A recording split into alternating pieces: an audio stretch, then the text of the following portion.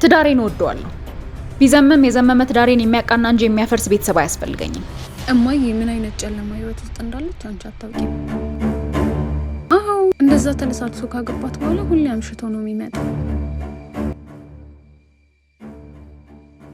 እሷ ለስራ ነው የምትለው፣ እኔ ግን ሌላ ሴት ያደረበባት ነው የሚመስለኝ። አዎ ምንም ጥሩ ነገር አይሸተኝም።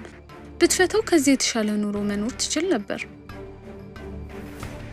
እኔ ምንም አላውቅም እማዬ፣ ፈጣሪ ሆናት። በይ በቃ ቻው፣ እደውልልሻለሁ።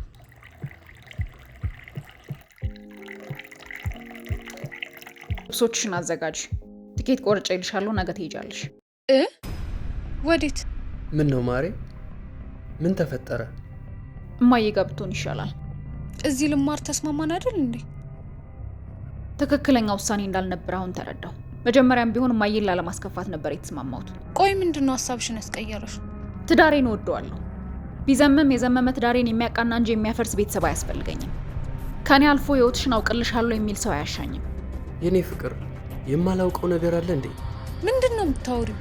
ስለምን እንደማወራ ገብቶሻል? እዚህ ሆነሽ ጥሩ ነገር ማየት ከተሳነሽ ጥሩ ቦታ ሄደሽ ኑሪ። ትዳር ሁለት ሰዎች ተዋደውና ተስማምተው የሚመሰርቱት የፍቅር ተቋም ነው።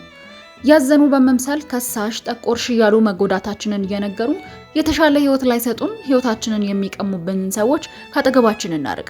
በትዳራችን ውስጥ ማንንም ጣልቃ እናስገባ።